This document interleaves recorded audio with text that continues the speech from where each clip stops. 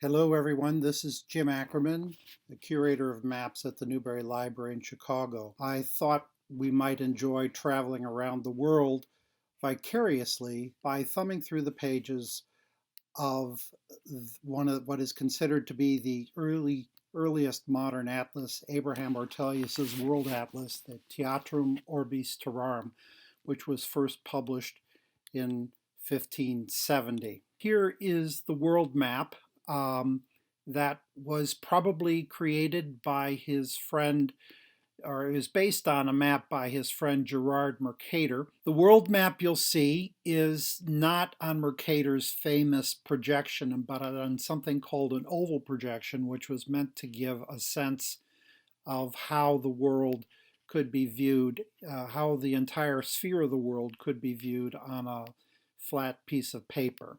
Not exactly a globe, but something that at least looks like a globe. One of the things that jumps out at you right away is the large continent in the southern part of the world.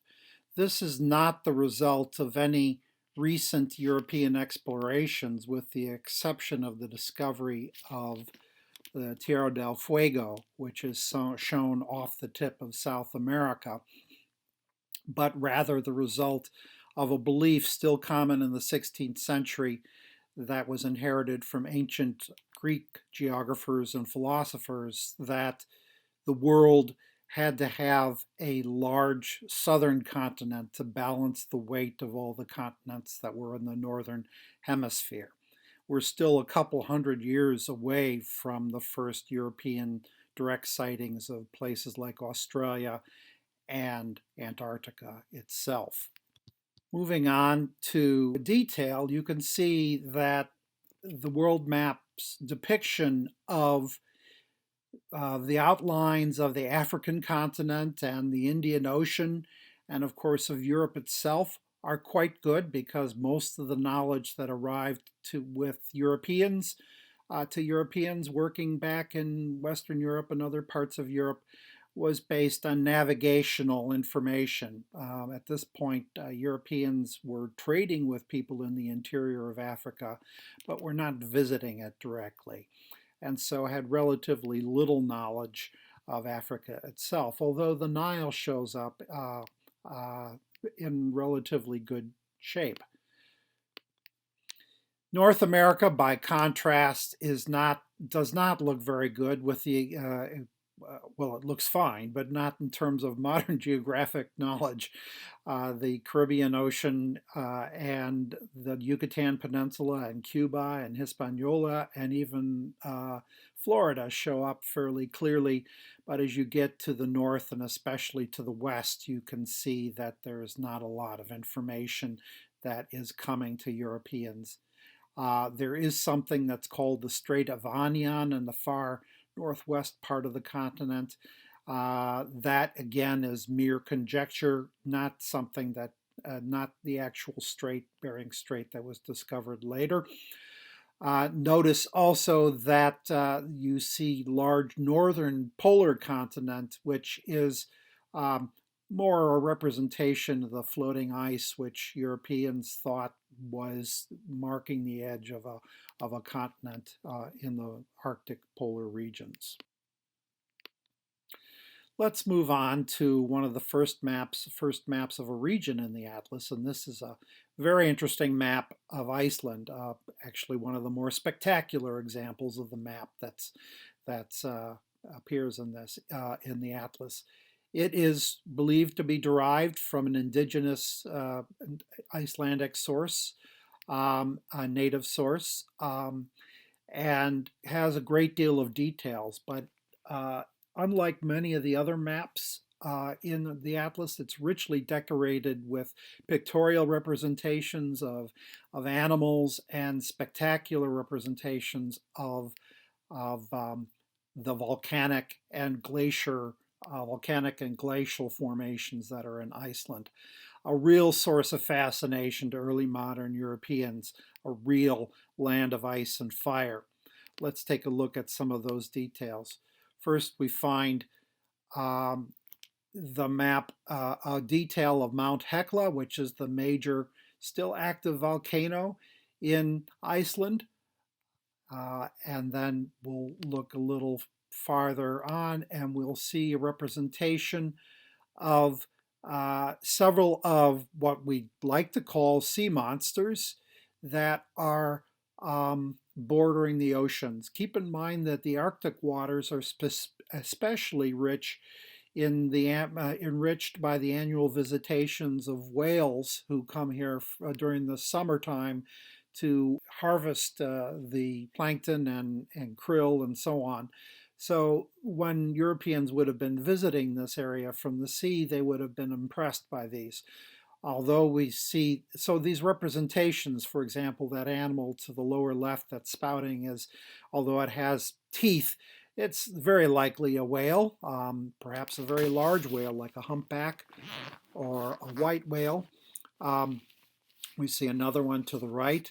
Just above my head is something that appears to be a giant squid. And then roughly in the center of the image is a representation of a winged animal, which is very likely a manta ray, which would have been very impressive to Europeans. Moving on to the next item, we see a detail of the floating polar ice that's to the right, to the northeast of the island. And if you look closely, you can see a number of polar bears cavorting on this ice. In one place, it looks like two polar bears are dancing, although this is likely a couple males squaring off. Another one is struggling to get on board the ice. And again, this would have been the moment when the ice pack would have been loosened and there would have been icebergs floating around with polar bears, something that would have impressed people who are not familiar with the phenomenon. What tour around the world would be a good tour without a visit to the Emerald Isle? This is Ortelius's map of Ireland from a somewhat later edition from the 1580s, and this time in full color.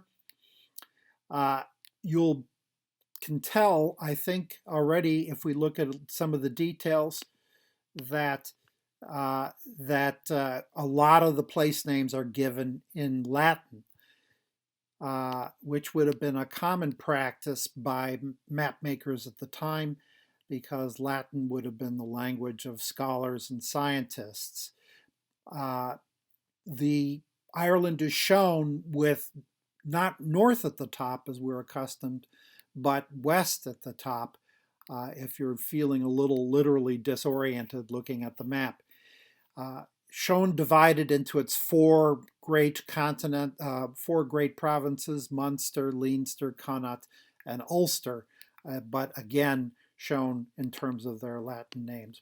If we look at the detail, however, you'll see that Leinster is also shown in its local name.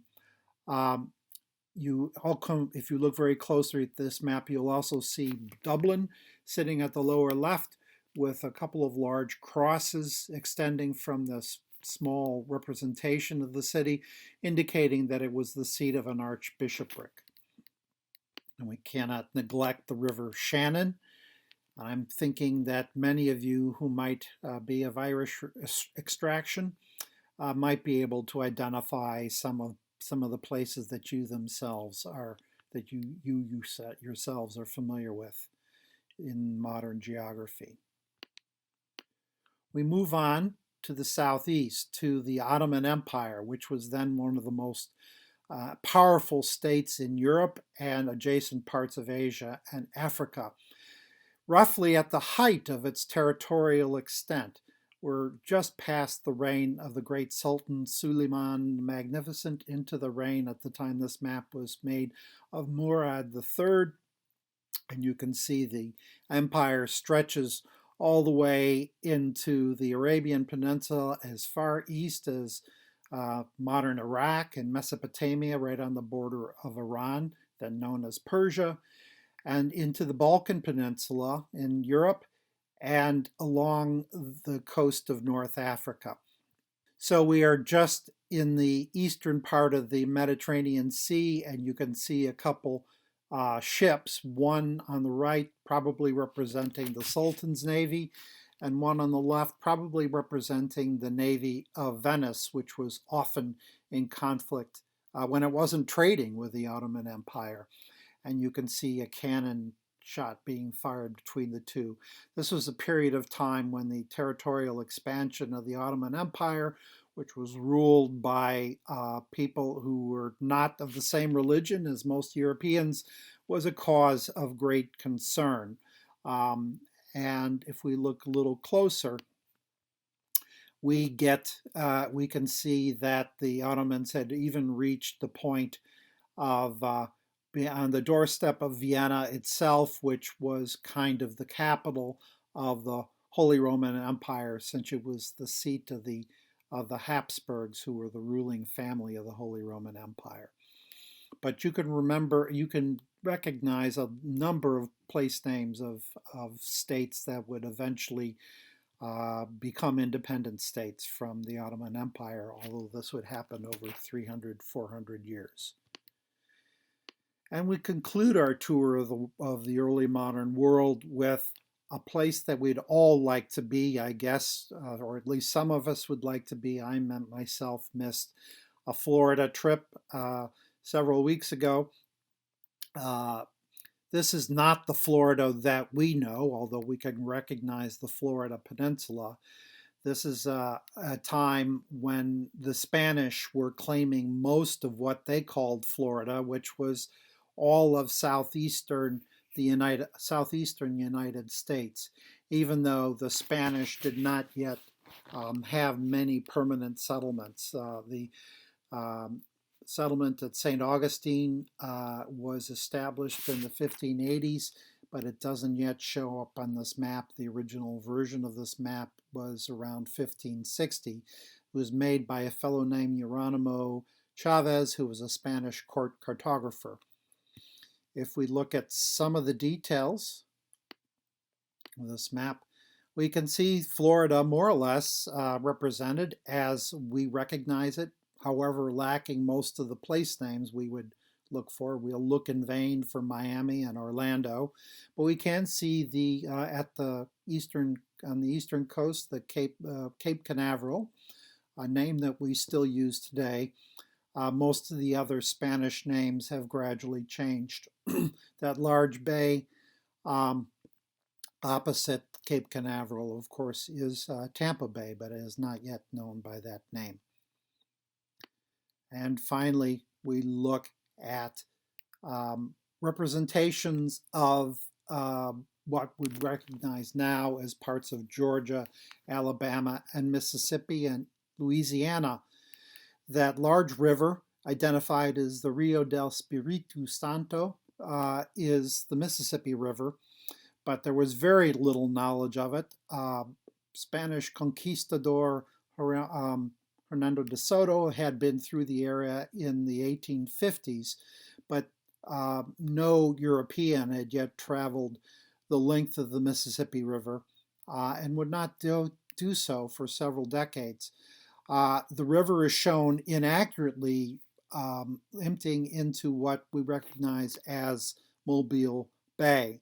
And the place names that are shown, the various towns, although they look like European towns with churches and cathedrals and large towers, they're nothing of the sort. They're meant to represent clusters of Indian villages, some of them quite large and impressive, as these were among the most powerful Indian nations in North America at the time, who were trading extensively with the Europeans that were along the coast, but did not have cities, at least in the European sense of the term.